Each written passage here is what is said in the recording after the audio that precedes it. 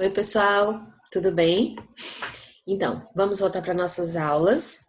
Dando continuidade ao segundo bimestre, nós vamos falar hoje sobre os povos fenícios, tá? Os aspectos gerais dos povos fenícios. Lembrando que nós estamos lá na região do Oriente, tá certo? E aí vamos ver os povos fenícios. O que a gente precisa saber sobre esse povo? Primeira localização, né? Onde é que está localizado ou onde esteve localizado, né? Onde viviam os povos fenícios. Eles viviam numa estreita faixa de terra, situada entre as montanhas do atual Líbano e do Mar Mediterrâneo. As montanhas dessa região, né, funcionavam como uma barreira, tá aqui o mapa, vocês podem dar uma olhada aqui na região da Fenícia, tá? Essas montanhas da região, né, funcionavam como uma barreira natural e impedia a expansão dos fenícios em direção ao continente.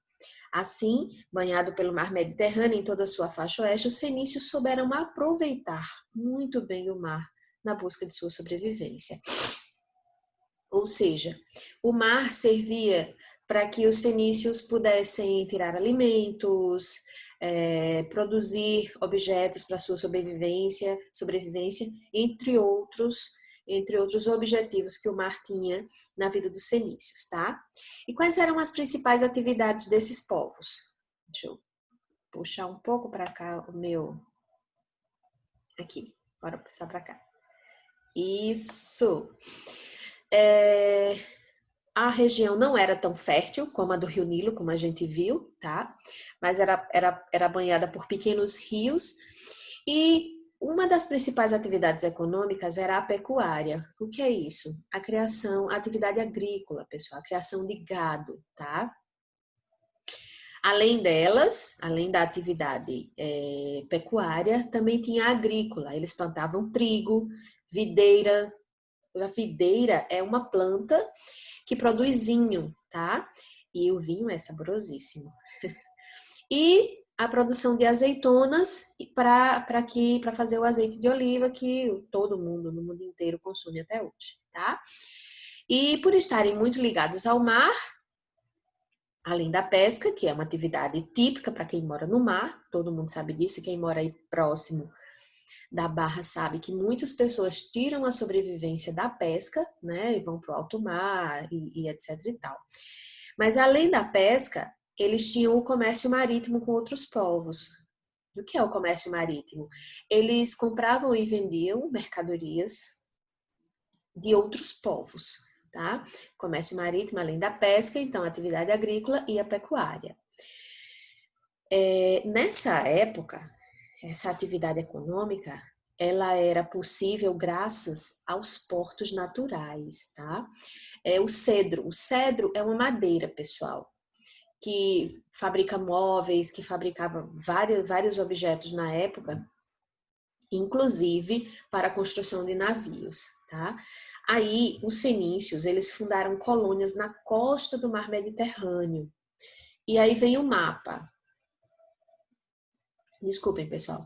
Esse mapa aqui, eu voltei, tá?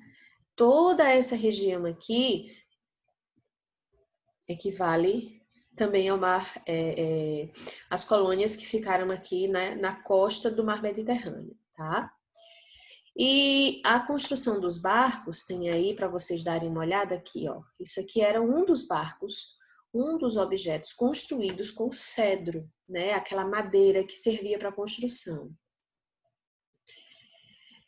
Algumas cidades, elas começaram a surgir nessa época devido a essa atividade marítima, comercial. Cartago, por exemplo, uma cidade ao norte do continente africano, foi a mais importante colônia fundada pelos fenícios, né? Tornou-se um grande centro comercial lá no Mar Mediterrâneo. E recebeu outros produtos também, de caravanas, de navios que passavam, que atravessavam o deserto com produtos muito valiosos, como o marfim, por exemplo, o ouro, escravos. Veja, os escravos, eles estão na história da humanidade desde os nossos primórdios, tá? E também pedras preciosas. Os fenícios também se destacaram no artesanato. O que é que os fenícios faziam com o artesanato? Eles faziam joias, tecidos, perfumes, artefatos de pedra, marfim, metal, cerâmica, além dos primeiros recipientes de vidro que transparente surgiu aqui. A gente sabe que hoje em dia é muito bom, a gente tem travessa de vidro, copo de vidro, mas isso se iniciou aqui na Fenícia, tá? E tá aqui, ó, tá vendo essa foto aqui em cima? Dá uma olhada. Pronto. Essas imagens aqui são as cerâmicas que eram produzidas pelos povos fenícios, tá? Então, bora continuar. As cidades fenícias. Os fenícios, eles formaram um estado unificado, tá? Apesar de ter várias cidades, elas eram independentes entre si. Cada uma possuía o seu próprio governo, um rei, um conselho, por ricos, comerciantes. Cada um tinha o seu próprio, a sua própria administração, tá? Algumas cidades se destacaram, como é o caso dessas aqui, Ugarit, Biblos, Berytos, pessoal, desculpa, Sidon e Tiro. Elas disputavam entre si, com seus poderosos vizinhos, o controle das principais rotas de comércio, tá? E, apesar de toda essa pompa, né, de todo esse comércio das cidades fenícias serem altamente independentes, conseguirem um excelente comércio com outros povos. A partir do ano de 1500, houve o que se chamou de declínio fenício. Mas por que isso aconteceu, professora? Por que essa Fenícia, esses povos fenícios que eram tão prósperos, tão bons, por que eles começaram a declinar? Aí a gente vai observar as invasões. Vários povos estrangeiros começaram a invadir o povo, né, fenício, como, por exemplo, os egípcios, o Egito e o povo filisteu. Eles dois também invadiram a região dos povos fenícios, e no ano de 147 a.C., após a dominação de todos os romanos sobre Cartago, a principal colônia fenícia, a sociedade fenícia entrou em declínio, ou seja, chegou um povo lá e dominou geral, acabando com a sociedade fenícia, tá bom?